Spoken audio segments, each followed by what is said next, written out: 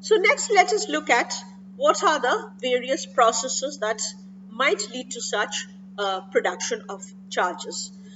I'm not going to go through all the various processes that I have listed in this PPT. You can have electron molecule interaction where an electron with a particular energy content, new one is the photon energy content, collides with a neutral molecule and results in a second electron with a different energy content and an excited molecule. The excited molecule can give rise to a photon emission, and the molecule then goes back to its original unexcited state, or it can collide with a second neutral molecule and give itself go back to its neutral position and excite the second molecule. So there is a charge transfer, but there is no actual charge particle production. Electrons may combine with neutral particles to produce negative ions.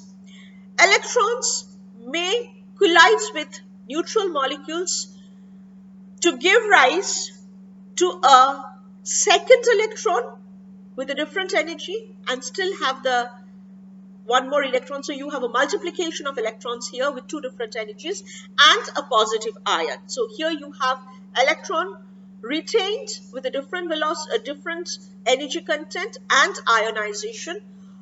Or you can have this electron combining with a neutral molecule, giving rise to a neutral molecule with a different energy content and a negatively charged molecule. So these are some of the processes by which electron molecule interaction may happen. Similarly, you can have electron ion interaction where you can have electron production through ionization. Negatively charged electrons may be produced, or photoionization may take place where photon is produced. Photon molecular interaction, this is important because photons energy packets may collide with neutral molecules and give rise to charged particles. So for example, one photon with a certain energy content combining with a molecule, neutral molecule, giving rise to a positive ion, an electron and some photon emission. This process is called photoionization, where the photon results in the ionization of a neutral molecule. Or when you have photoionization, you can simply have electron multiplication and a positive ion produced. You can have various other photoionization processes due to molecular bombardment with photons. You can have similarly photon-ion interaction, where photons interact with negative ions to produce a neutral molecule and an electron, or interacts with a positive charged molecule to give rise to two positively charged molecules and an electron, and so on and so forth. So there are various pathways through which ionization and collision may lead to charge production or ionization, and that will depend upon the energy states of the various particles which are at the moment of collision. So that will determine which particular reaction will occur. Various kinds of reactions are possible.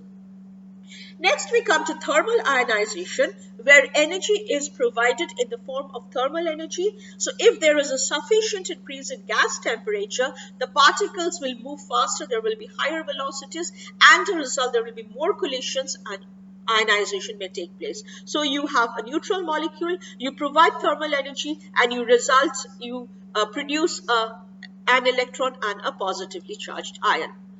Now, as you can imagine, some of these processes happen within the gas medium. Some of them happen mostly at the cathode, some happen at the anode.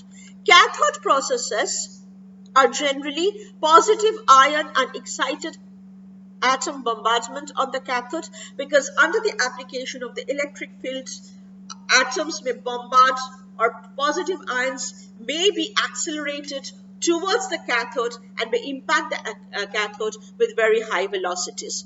This may result in photoemission from the cathode, where because of the high velocity impact, energy is released from the cathode. There might be thermionic emission. Thermionic emission is released of charged particles from the cathode at very high temperatures, and we are talking of temperatures as high as 2000 Kelvin or field emission, where very high electric fields at the cathode result in electron or charged particle emission from the cathode. And in this case, we are really talking of extremely high fields as high as 10 to the power 7 or 10 to the power 9 volts per centimeter. Just as there are ionization processes, there are also deionization processes. So deionization processes are the processes by which the number of charged particles in the gas volumes reduce. So just as we are releasing more and more charged particles, we are also removing charged particles from the gaseous medium, and these two processes have to balance each other out, and we have to have a resultant excess of charged particles before we can have conduction. So processes by which the number of charged particles, especially electrons in the gas volumes, reduce are called deionization processes. And example of such processes is firstly the diffusion. In diffusion, charged particles will move from a region of high charge concentration to a region of low concentration, so that the concentrations can kind of balance out. And this is governed by this differential equation. Del N del T is equal to minus divergence of J. J is the rate of charge flow. Del N del T is the rate at which the charge reduces or increases at a point.